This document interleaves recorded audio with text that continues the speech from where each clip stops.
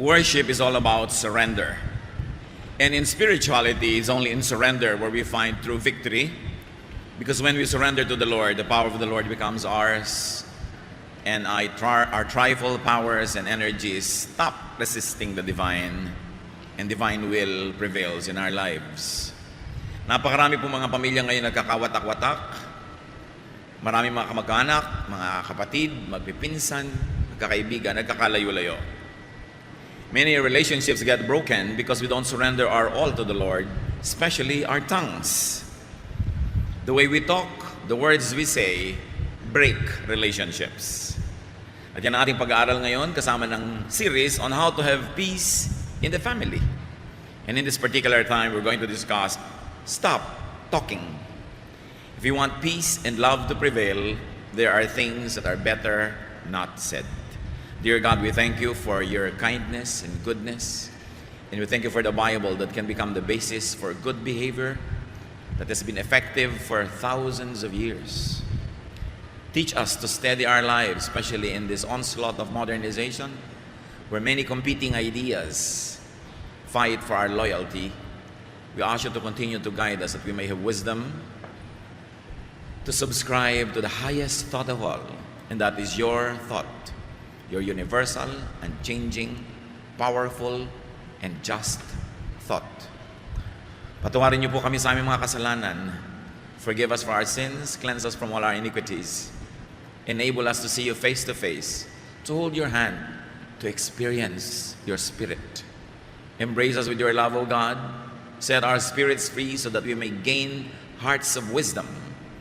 Lead us now, teach us. May your voice be heard. We ask you to be the true and only preacher, O God. Use your servant only as your instrument. At nawa, Panginoon, ang iyong kaluwalhatian, kabanalan, karunungan, maghari sa aming kapaligiran.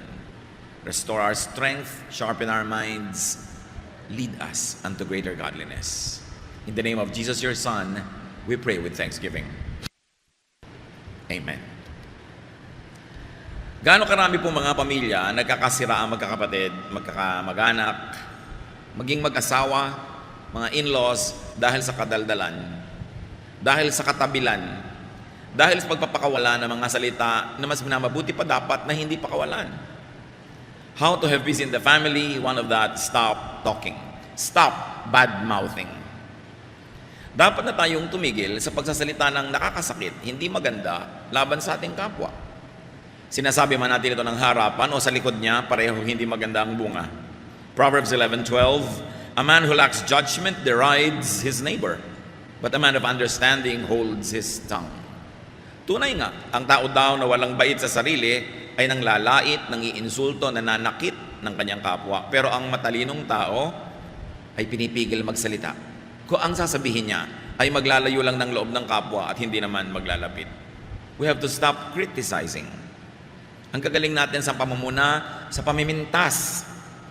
May mga tao na halos ang buong buhay nila, inubos nila sa pamimintas. Pamimintas ng itsura ng kapwa, ng pagluluto ng kapwa, ng ugali ng kapwa. At kung titingnan nyo ang bunga, laging pareho lang.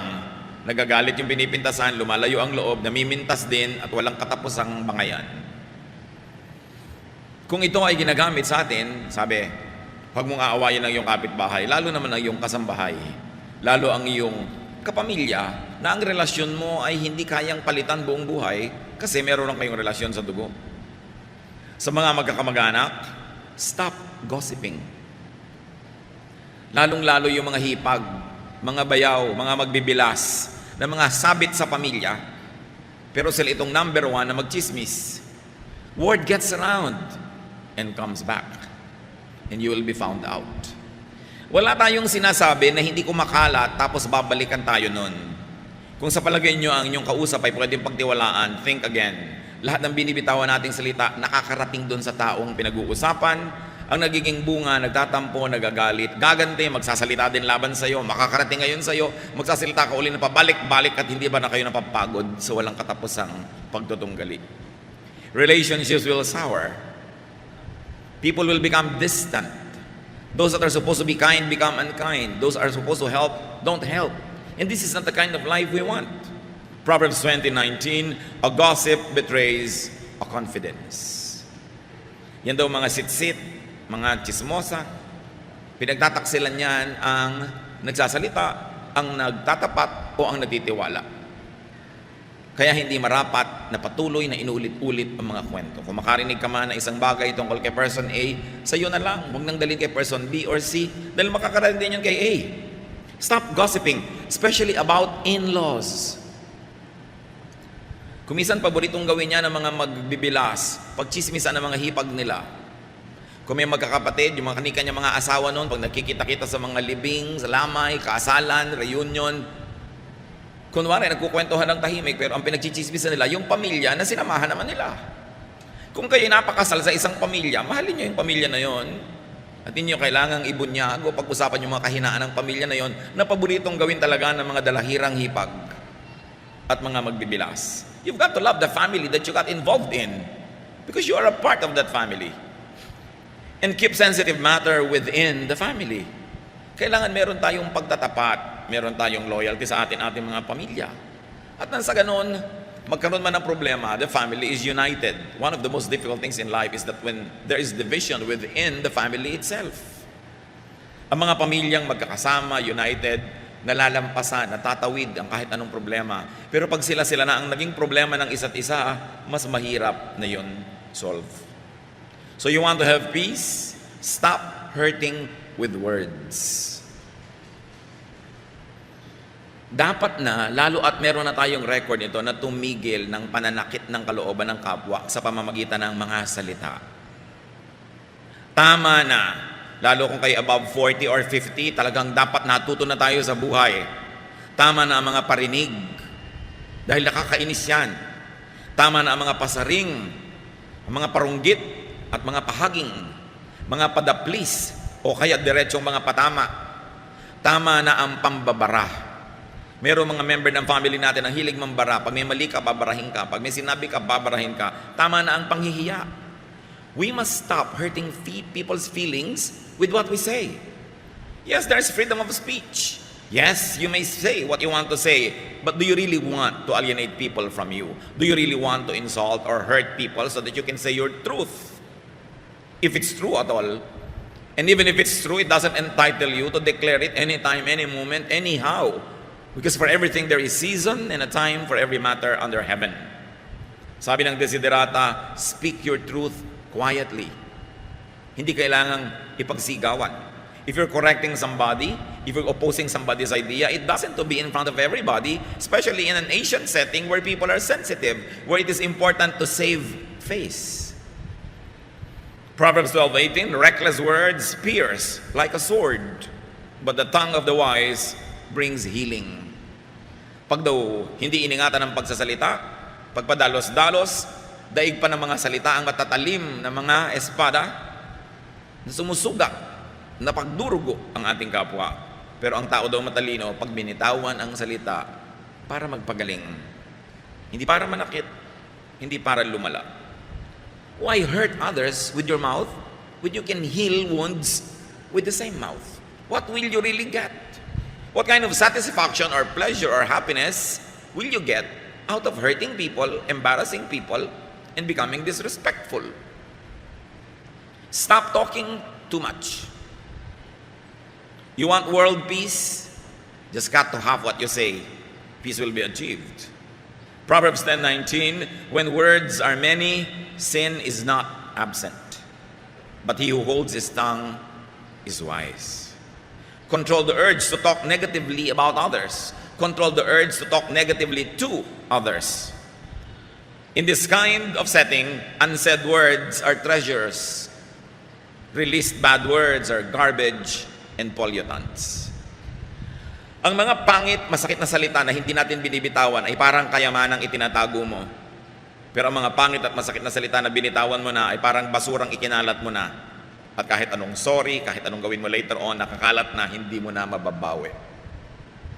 Isang senyales ng kamangmangan ng foolishness, yung pagsasalita ng hindi iniingatan. Yung ipinagyayabang mong, ako, pag inisip ko, sinasabi ko. Yung pagka naisip ko, talagang ibubulalas ko. Bakit? Ganun ang iniisip ko sa kanya, sasabihin ko, I'm sure marami kang kaaway. I'm sure ko konti magmamahal sa'yo. Hindi ipinagmamalaki yun. Dapat pigilin yung ganong kate ng dila. And next, to stop talking too much is to stop nagging. May mga tao nakakasakal kasama, nag ng nag, takatak ng bibig, walang tigil. Do you know that nagging is trespassing? Because the sound of your voice enters the private ears of people around you. Paglampas yan sa iyong mga boundaries. And stop nagging, especially if you are being ignored, unheeded, exactly because you nag. Alam niyo po ba na maraming bungangera talagang hindi pinapakinggan kaya lalong nagbubunganga. Ang hindi nila naaalala, kaya nga sila hindi pinapakinggan dahil naiinis sa pagbubunganga nila. Na yung hindi pagsunod sa kanila at hindi pagbibigay sa kanila isang uri ng rebellion o paglaban. Kung pagbubunganga ang ginagawa natin, siguro meron tayong gustong ma-achieve. Meron tayong gustong magawa, makamit.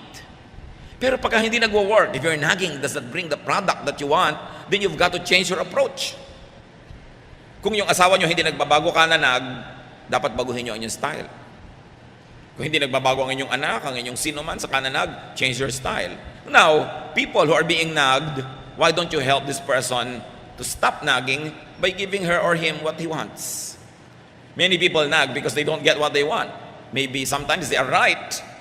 And it is also to your credit if you make them stop talking by listening to them if they are right. Pero dapat tumigil tayo ng sobrang pagmamalabis ng bunganga. Kung talagang meron tayong gustong sabihin sa ating kapwa, isang tahimik, payapa, matalinong usapan, walang emosyon, walang sigawan, walang paronggit, sabihin nyo ang inyong niloloob. At nang masabi din naman ng tao ang kanyang iniisip. At tapos doon, tama na, huwag nyo nang ulit-ulitin na inag. Makakainisan lang kayo. Maraming mga tao, tumanda na lang, hindi pa natututo. Lahat ng naiisip, sinasabi, pero tingnan nyo, may talab ba? Nakukuha ko ba talaga yung gusto ko? Kabubunga nga. At kung nakuha nyo man, baka napilitan lang yung nagbigay, pinagbigyan lang kayo, huwag nyong asahang laging mangyayari uli yun dahil nagbunga nga kayo. Iba yung ibinibigay ng kusa, at iba naman yung pinipiga mo dahil ang kulit mo. Masarap yung may okasyon, hindi ka naman humihingi ng regalo, niregaluhan ka kusa. Kesa sita ka ng sita, bakit ako di man niregaluhan? Hindi ka na nga niregaluhan, dapat makahalata ka. Dahil kung gusto ka na magregaluhan, mahirap ba magkusa? So kung paulit-ulit ka, lalo lang maiinis yung tinatanong mo, bakit tungkulin ba niya, niregaluhan ka? Nasa batas ba yun na dapat niyang gawin? Minsan marami tayong demands. Bakit ako hindi mo dinadalaw? Bakit ako hindi mo giningitian? Bakit pagka akong kasama mo, tahimik ka lang? Ang tanongin natin sa sarili natin, ba't masaya siya pagkasama niyo yung iba, tapos pagkasama kayo, wala siyang gana? Ba't siya mabait sa iba, sa inyo hindi? Kasi kung mabait na siya sa iba, ibig sabihin, marunong naman siya maging mabait. So kung hindi siya mabait sa inyo, sinasadya niya. Kasi marunong naman pala siya maging mabait sa iba. So deserve before you desire. Baka manahimik kayo, mas maging effective pa. Kasi alam nyo, mayroong konting tao na tinatabla ng bunganga, konti lang yon. Mas marami, naiinis sila doon at lalo ka lang sasadistahin. Lalo ka lang bibiguin. Hindi ka bibigyan ng tagumpay. Many people are offended by too much talk, so that they will frustrate you. They will never give you what you want because they rebel against your mouth. So be wise. Don't just talk, but achieve results. And most of the time, gentleness, quietness, kindness will go far, very far, much farther than a speech.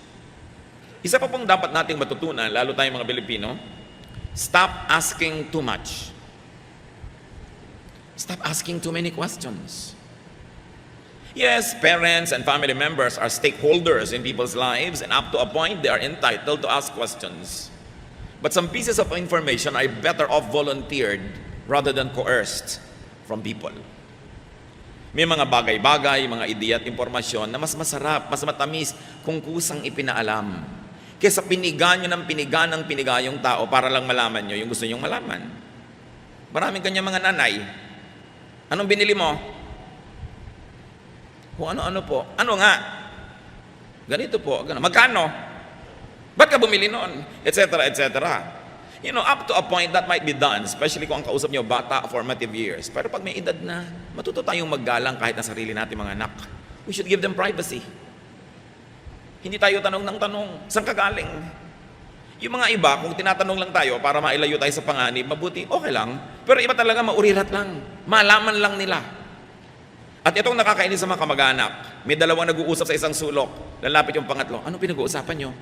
Hindi mo pa nakahalataan na lumalayo na nga sa'yo, tapos magtatanong ka pa. Pagka meron kang niyaya doon sa malayo, kinausap mo, paglayo mo, tatanungin niya, anong sabi sa'yo? Mga kapatid, tandaan nyo to, pag hindi sinabi sa inyo ng kusa, huwag niyong itanong. Galang lang yon. Sakit yan ng mga mangmang, yung nagtatanong nang hindi naman ibinibigay sa kanila yung sagot, at kung nakakahalata kayong ayaw kayong sagutin, tumigil kayo ng katatanong. Wala kayong karapatan na pasukin ang kaloob-looban ng utak ng inyong kapwa, kahit pa nga nyo asawa, kahit pa nyo anak, kahit pa nyo magulang, lalong-lalo kung di nyo naman talaga kaano-ano. Dahil kung gustong sabihin sa inyo ng tao ang isang bagay, hindi mahirap na kusain niya na sabihin. So maaaring hindi sinasabi dahil talagang sadya niya na ayaw ipaalam sa inyo. At mga kapatid, kung may araw ipaalam sa inyo, huwag nyo nang alamin. May dalawa kayong pinsan na namasyal, hindi kayo kasama. Bakit nyo pa aalamin? Para sumama ang loob nyo? Tapos para magtanong kayo, ba't hindi nyo ako isinama? Exactly, kaya ka namin hindi isinasama kasi nagtatanong ka kung ba't hindi ka kasama. It doesn't work. Stop disrespecting people's privacy. Kahit ka nanay, kahit ka tatay, may hangganan. May paggalang ka dapat sa iyong kapwa. Huwag mag-urirat. At huwag laging sumabat sa usapan ng may usapan. Pagka mayroong taong nagte-text, huwag niyong silipin kung anong itinetext. At sa bahay niyo, kung may telepono, may tatawag, kinakausap yung isang tao, sikapin niyong lumayo para hindi niyo marinig. Hindi yung lalo pa kayong lumalapit, kunwari doon kayo naglalagay ng mga bulaklak, nagtatanggal ng mga alikabok, para talaga marinig nyo. Ugali talaga yan ng mga mangmang. Kung meron tayong paggalang sa sarili at sa ating kapwa, pag may nag-uusap at naririnig mo at hindi ka kasama sa usapan, gumagawa ka ng paraang lumayo para di mo marinig. Respeto ang tawag doon. Importante. Pag may nakita ka nakikipag-usap, lumayo na, paglapit sa'yo mo, bakit? Sino yung kausap mo? Hintayin mo ikwento sa'yo kasi pag hindi ikinwento, hindi yung para sa'yo. Proverbs 20:19, avoid the man who talks too much. And if you're going to avoid somebody who talks too much, all the more that you avoid somebody who asks too much. Maraming mga tanong na hindi dapat itinatanong. May ipinapagawang bahay yung isang tao, mapapadaan kayo, tatanong agad, magkano na nagagastos mo? Anong pakialam mo? Magtanong ka lang kung magdo-donate ka. Pag sinabing kapos na nga kami, nalaman mo, may padanagutan ka na tuloy ngayon. O teka, ito yung savings ko, bibigay ko sa'yo. Doon ka pala magtanong. Pero kung hindi ka magbibigay, huwag ka magtanong.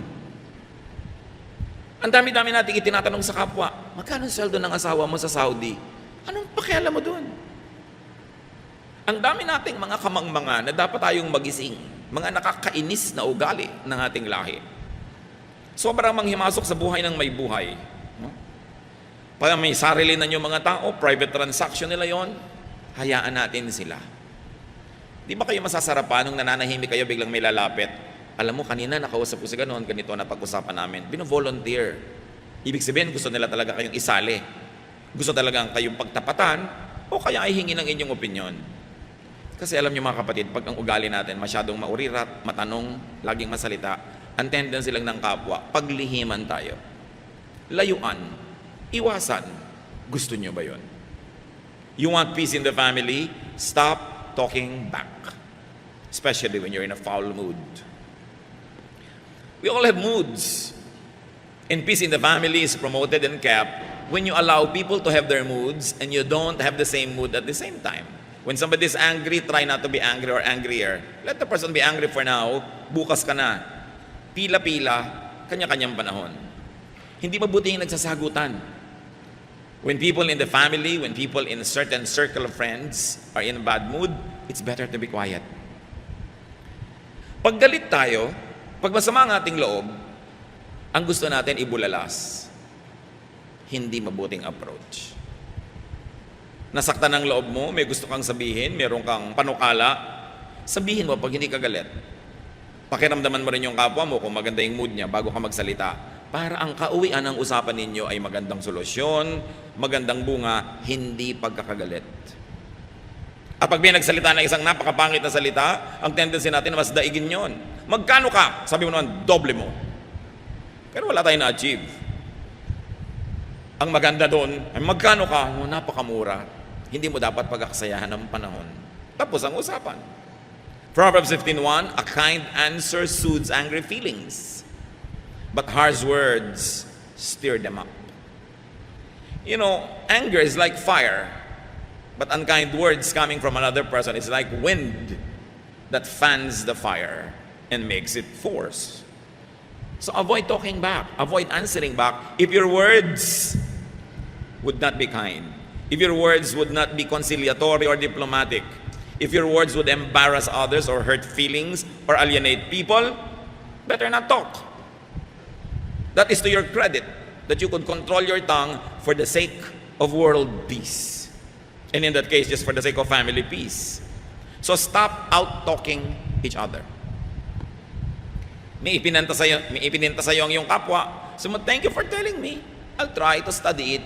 Perhaps I will improve. But if somebody criticizes you and you answer with an even harsher criticism, you know where it will lead to. So speak your truth quietly and in the correct time. Sa pamilya, mga kapatid, isa pa para tayo matahimik, stop talking down. Tama na yung pagsasalita na para kayo amo, para kayong poon, para kayong Diyos. Kahit kayo tatay, kahit kayo husband, kahit kayo nanay, kahit kayo wife, kahit kayo ate o kuya, dumadating ang panahon, nagkakatabla-tabla na lang ang edad ng mga tao. Kasi pareho na lang sila ng alam, pareho ng mga karanasan. So yung mga dating pinopoon ng mga ate, kuya, tatay, nanay, dumarating yung point na parang nagiging matalik mong kaibigan kesa sa parang mga sobrang mga superior. Hindi dapat nawawala ang galang sa magulang, sa mga nakakatandang kapatid, lalo't naging mabuting mga ate at kuya sila.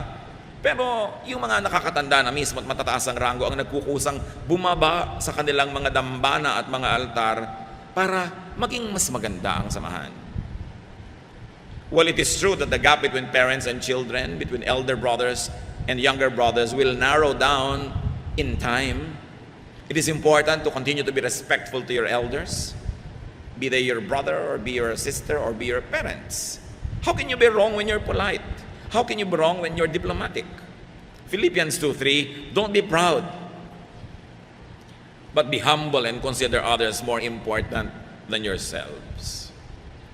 Merong mga tao na sakal na dahil sa sobrang superiority ng ilang members ng family nila. Mga tiya na nung bata ka, kinokontrol ka, dinidiktahan ka. Ngayon 30 ka na, 40, dinidiktahan ka pa rin ng tiya mo. At kung nag-60 ka na, siya nabuhay pa ng 80, didiktahan ka pa rin. Dapat natitigil yan. Dumarating ang panahon, nagkakatabla-tabla. Hindi ka man agree, hindi ka man sang-ayon sa pamumuhay ng nakakabata sa'yo. Pag sila'y nasa edad na, hayaan mo sila. Kung hihingi nila ang iyong payo, salamat. Kung hindi, at lagi mong ibinibigay nang hindi naman hinihingi, lalayuan ka lang. Ang mangyayari ngayon, tatanda ka ng tatanda, ni wala dumadalaw sa'yo, kasi bad ang record mo sa mga pamangkin mo. Bad ang record mo sa mga bata. Do you want that? Napakarami ng mga nauna sa atin na dapat ay kapulutan natin ng aral. Dapat iba-ibahin natin ang ating style. Stop the superior stance. Age and rank levels off, even between parent and child. But parents will always be parents and should be honored as parents. Remember, ang nagbo-volunteer na bumaba, yung nakakataas, pero yung nakakabata, yung mas nasa baba, huwag kayong mga sasampahin yung mga nasa taas at pakialaman sila at lampasan pa sila. Hayaan nyo, if they volunteer, they want to be more friendly, they want to be more accessible, but it's not for you to scale their Olympus. Ang lahat dapat lumagay sa lugar. God is God of order, and every place, every person, everything in creation has its proper place and proper time. Do not cross boundaries that you shouldn't. Even cacti live in the desert. Deserts, flowers like orchids live in shades. Bougainvilleas live under the sun. We all have our places in the scheme of things. And it's important to know where you should stand. Those who take a superior stand must at least be caring and supportive. And must be good providers. Tandaan nyo mga kapatid, sa pamilya, nagpopoon-poonan ka, nagbo-boss-bossing ka, kung good provider ka. Ngayon, kung good provider ka na, hindi ka pa nagpopoon-poonan, better. Pero napakasama naman nung hindi ka nga nagpo-provide, wala ka namang naitutulong, tapos kala mo ka kung sino dyan. Lalong wala yun sa lugar. Ang pinakamasarap, yung may naitutulong ka na, ang bait-bait mo na, pero hindi ka pa nagkukung sino. Maganda yun. Pero yung Akala mo kung sino, wala namang naiaabot, wala namang naitutulong, bunganga ng bunganga, wala namang binibigay. Sobrang mali. At maraming ganong kamag-anak. Akala mo kung sinong alam nila ang lahat, akala mo kay Rurunong, si sermon na nila mga kamag-anak nila. Hindi naman nila tinutulungan. Earn your right to be heard. It's not a birthright to impose your mouth on other people's ears. You earn it. You earn it with your intelligence, with your wisdom, with your kindness, with your charities. But so much better if you have already earned it, but you don't use the privilege and you remain humble and nice. So kayo nagpapakabathala sa inyong pamilya, tandaan nyo, ang pinagmula ng bathala ay bahala. So sige, bathala ka sa pamilya, pero ikaw ang bahala sa gastos. Ikaw ang bahala sa mga bayarin. Bahala ka sa mga kung ano-ano mga pangangailangan. Ibig sabihin kasi ng bahala, responsible. Meron naman mga member ng family, wala man lang naiaambag pambayad ng kuryente o tubig. Akala mo pa kung sino mga poon. Nalagay ka dapat sa lugar. And especially in the family where relationships are permanent, stop the disrespectful language. More than anything, we remember being hurt by words. Human memory remembers pains, but very especially pains inflicted by the tongue of other people. So you don't want to be remembered negatively. You will pass this way only once. Why make enemies when you can make friends? And in the family, stop the shouting. Mga mag-asawa, kung nagsisigawan kayo, tumigil kayo. The meaning of a word will not change whether you said it softly or loudly, but emotions get affected when you shout. So why don't you just speak your truth quietly?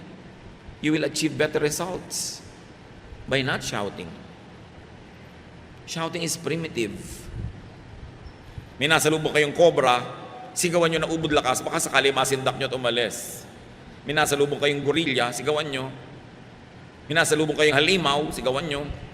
Pero yung kausap nyo, asawa nyo, bakit yung sisigawan? Kausap mo, anak mo, ba't mo kailangan sigawan? So kung galit na galit ka, mamaya ka nalang magsalita. When you're too emotionally affected, delay opening your mouth so you don't have to emphasize your meaning and help it with theatrics, with volume, with shouting. Because the tendency of the hearer is not to pay attention to your content, but to be affected and offended by your method. So mahalaga, huwag magsigawan. Mga mag-asawa, magkatabi ba kayo? Sabi nyo, sige, wala na tayong sigawan.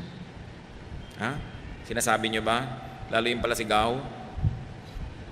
Pero yung mga mag-asawa, nagmamahalan kayo, may nagsisigawan kayo. Bakit? Di ba pag nagka-cancer ka, yung asawa mo na mag-aalaga sa'yo?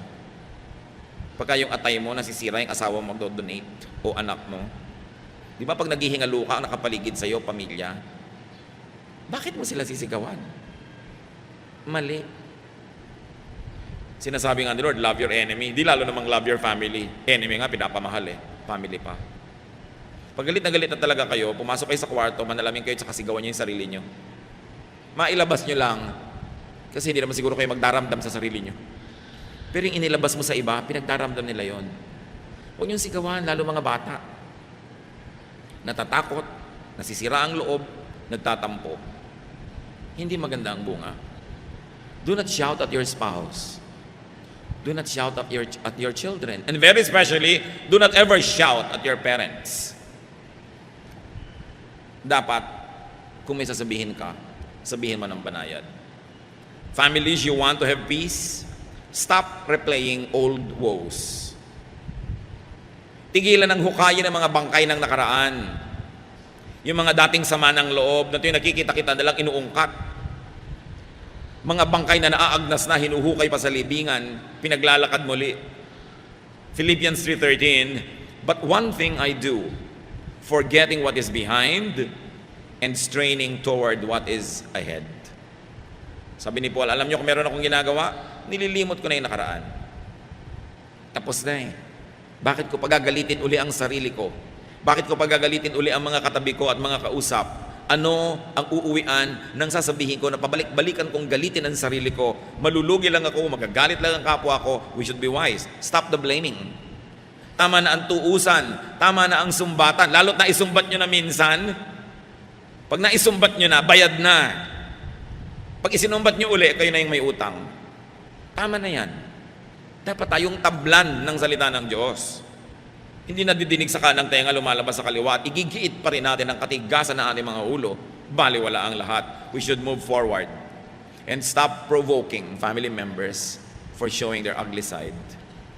Proverbs 15:1, a kind answer soothes angry feelings, but harsh words stir them up. Pag daw mabait, banayad, mapagpakumbaba ang ating sagot, galit man yung tao, huhu pa rin ang galit. Ang goal natin, magkasundo, hindi mag-away. So bakit ka magsasalita nung magpapagulo lalo at hindi magbibigay ng kapayapaan? So in the family, stop arousing people to anger, to envy, to jealousy.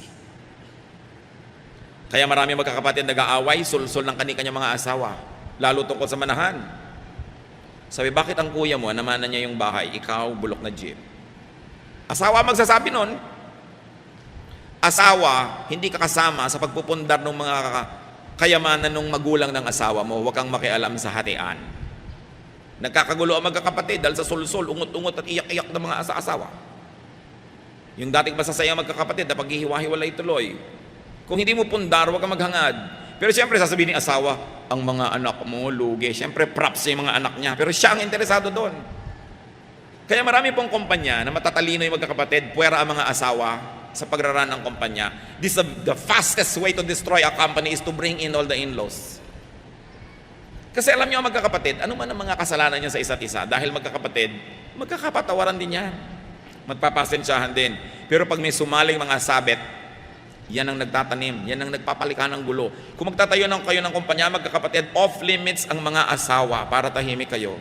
Pero sabi ng asawa mo, I'm business-minded, Daddy. I like to be involved. Sabi mo, magtayo ka dyan sa tabi natin ng make tusok the fish balls. Use that business, mag-business ka dyan, pero huwag kang sumangkot sa pamilyang ito kasi gugulo. Mahal kita, pero in-laws are like that. So magpakatalino kayo para ang tahimik ang pamilya. Galatians 5:26, let us not become conceited, provoking, and envying each other. So stop talking in a harmful way. Ngayon sana mga kapatid, kung naririnig natin ito, huwag natin titigasan ang ating puso. Huwag natin gagalitin ang ating mga sarili. Ibaba ang ating loob. Tanggapin ang pagtutuwid ng mga salita ng Diyos. After all, these are all from the verses of the Bible. Huwag tanggihan. Buksan ang puso para mas sumarap ang buhay at mas maging kaiga-igaya tayo sa ating kapwa. So you don't only stop talking in a harmful way, but you help people stop talking negatively by inspiring them with your kindness, with your love, with your good manners. Inspire people to sanitize and beautify their language by sanitizing and beautifying your own. And do not tolerate harmful talk. When people come to you talking negatively about other members of the family, don't participate. Discourage it. Huwag makinig sa mga bulong-bulong. Maraming mga maghihipag, magbibilas, tumanda na lang, namatay na lang yung iba, magkakagalit pa. Gusto nyo yun? Dapat baguhin ang ating mga ugali. Psalm 1:1, God blesses those people who refuse evil advice and won't follow sinners or join in sneering at God. Pinagpapala ng Panginoon ang hindi nakikinig sa mga masasamang mga pananalita at sa mga salita ng makasalanan. Aming Diyos, turuan niyo po kami na i-apply ang mga salitang ito sa aming buhay. Forgive us, Father, if we have offended you and if we had done things that contradict the holiness of your words. Teach us to correct ourselves. Ituro mo sa amin, Panginoon, na baguhin ang aming pag-uugali, bata man kami o matanda, para ang nalalabi pang panahon ng aming buhay maging matiwasay, tahimik, payapa. Yung mga nasaktan namin at nagalit ay muling bumalik ang loob sa amin at lumapit ang kanilang loob. Dahil nakikita nilang kami nagbabago. Patuloy mo kaming baguhin ang aming mga buhay, Lord, baguhin ang inyong salita. At sa mga kapwa namin, sa aming mga kapatid na hindi ito ang problema dahil talagang mabanayad magsalita, mahinahon, masarap pakinggan ang mga sinasabi, salamat. Salamat sa ganung ugali na siguradong nagbibigay ng kapayapaan at magagandang bunga sa buhay ng mayroong ganung pag-uugali. Ituro mo sa amin na maging ganun kami, O Diyos. Teach us to continue to change from glory to glory so we can be more and more like your Son, Jesus. Pagbulay-bulayan natin ang mga salitang ito. In some moments of silence, reflect upon that which we have heard and ask God to give you wisdom to apply this in daily life. Patuloy niyo kaming turuan, Ama, sa ilang saglit ng aming pakikipagniig sa iyo ng tahimik. Pukawin mo ang aming loob.